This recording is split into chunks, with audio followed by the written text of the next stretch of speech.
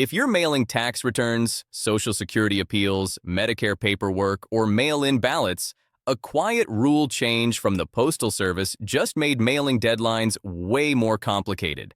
And if you're not aware of it, you could miss a tax deadline, delay a benefit appeal, or even risk having your ballot rejected even when you mailed everything on time. Hey everyone, it's Harry from Money Teacher. I've been helping families navigate government benefits and financial assistance for over a year. And today, we need to talk about a Postal Service update that literally affects your money, your health care, and your right to vote all at the same time. Now, before we dive in, I want to be real with you. I've been there. I've dropped important paperwork in a mailbox right before a deadline, feeling relieved like, okay, done, I made it. I just assumed that if I mailed it on time, the postmark would match. Turns out that's not how it works anymore. And when I learned about this change, I knew I had to break it down for you because this could seriously affect people who are already struggling. Quick question before we get into it.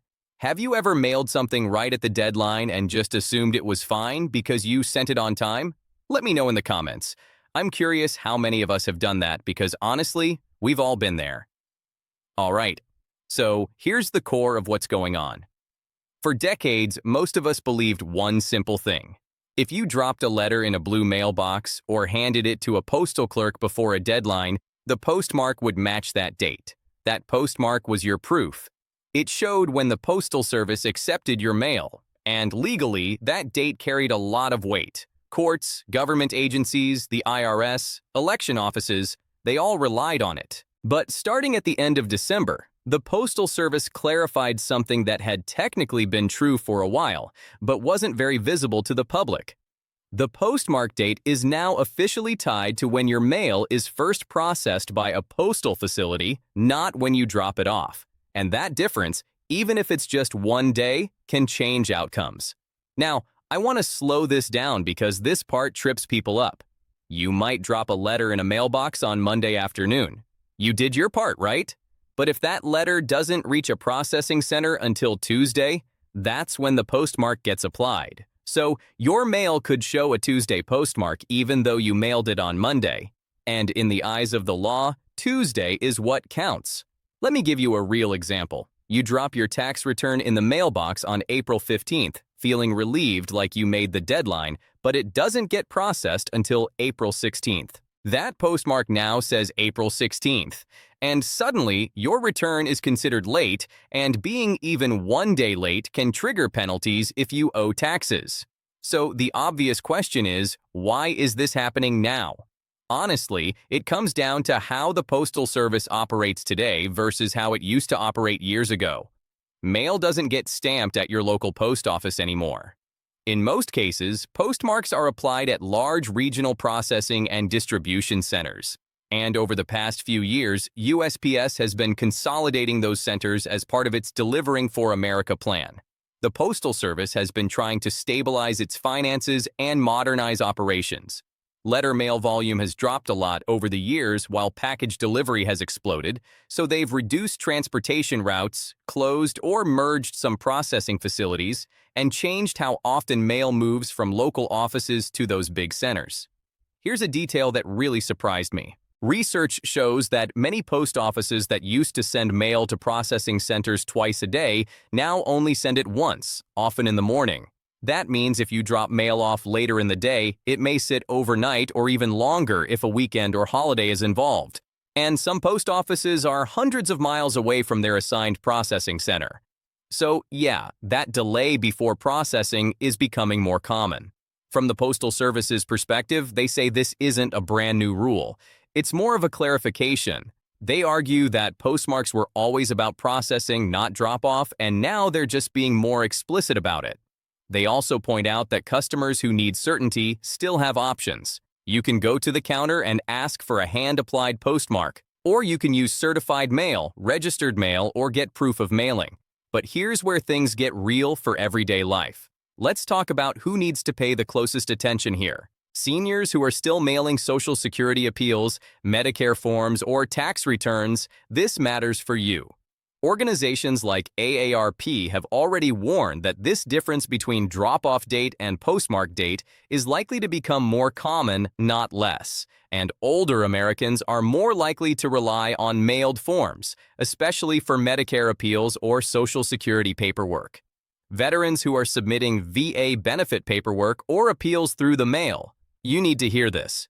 People with disabilities who rely on mail for time-sensitive benefit forms. Stay with me.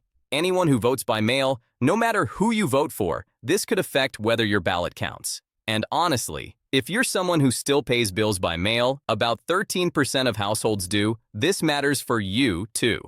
One late payment because of a postmark delay could hurt your credit score. Let's talk about taxes for a minute, because this is where a lot of people could get burnt. The IRS treats your tax return as filed on time if it's postmarked by the deadline, usually April 15th. So imagine you mail your return on April 15th, feeling relieved, but it doesn't get processed until April 16th. That postmark now says April 16th, and suddenly your return is considered late. And even being one day late can trigger penalties if you owe taxes. The late filing penalty can be 5% of what you owe per month up to 25%. There's also a late payment penalty and interest that adds up daily. Even charitable donations can be affected.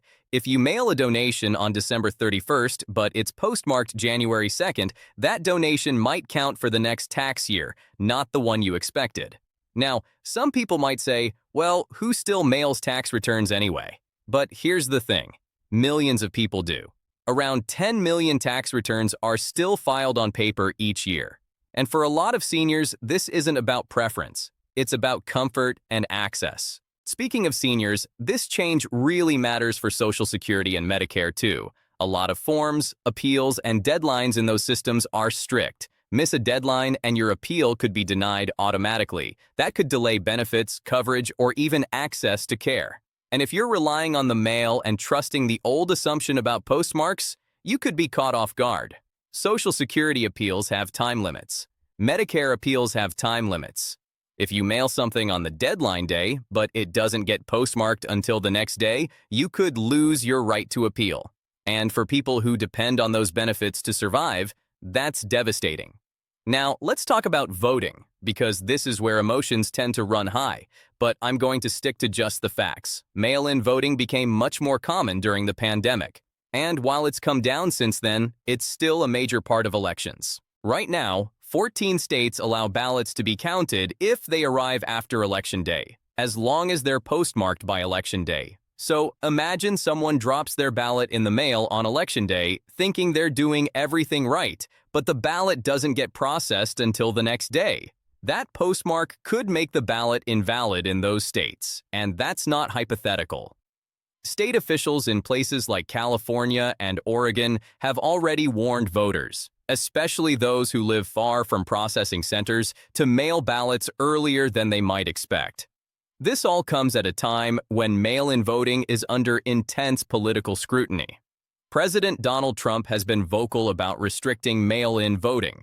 The Postal Service insists this postmark clarification is operational, not political. Still, critics argue that any change increasing the risk of ballots being rejected deserves serious attention.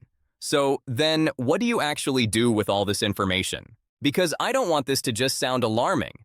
There are practical steps you can take. First, mail important documents earlier than you think you need to. Build in a buffer, especially around weekends and holidays. If something's due on the 15th, mail it on the 10th if you can. Second, if timing really matters, go inside the post office and ask for a hand-applied postmark. It's free and it gives you clear proof of the date. Don't just drop it in the mailbox. Walk inside, hand it to a clerk, and ask them to hand stamp it. That stamp is your insurance. Third, consider certified or registered mail for critical documents. Yes, it costs more, but it creates a paper trail. You'll get a tracking number and proof of when it was mailed and when it was delivered. Fourth, when possible, use electronic filing for taxes and many government forms. Online submission gives you instant confirmation. The IRS has free e-filing options. Many Social Security and Medicare forms can be submitted online now too. Fifth, if you vote by mail, request your ballot as early as your state allows. Don't wait until the last week, and if possible, drop it off at an official ballot drop box instead of mailing it back. That way, you know it's received on time. I know this feels like another thing to keep track of, and that's frustrating. For generations, the postmark was something you didn't have to think about. It was just there quietly doing its job. And now, the responsibility shifts a bit more onto you. But here's the thing. This isn't about blaming the Postal Service or blaming the government. This is about understanding how the system works now so you can protect yourself. Because the people who don't know about this change are the ones who are going to get hurt by it. At the end of the day, the key takeaway is simple. The date you mail something and the date it's postmarked are no longer guaranteed to be the same. That one shift can affect your money, your benefits, and your voice in an election. But knowing this gives you power. It lets you plan ahead, protect yourself, and avoid unnecessary problems. You're not helpless in this. You just need to adjust your strategy a little bit. And honestly, that's what this channel is all about, giving you the information you need to navigate these systems, even when they feel like they're working against you. If this video helped you understand what's changed with postmarks and deadlines, please hit that subscribe button and turn on notifications. I post new videos every week about benefits, assistance programs, and changes that affect low-income families. Drop a comment and let me know. Have you ever mailed something right at the deadline and assumed it was fine? Are you going to start using hand-applied postmarks now? I read every single comment, and your experiences help other people in this community. And if you know someone who still mails tax returns, benefit forms, or votes by mail, please share this video with them. The more people who know about this change ahead of time, the fewer people will get caught off guard.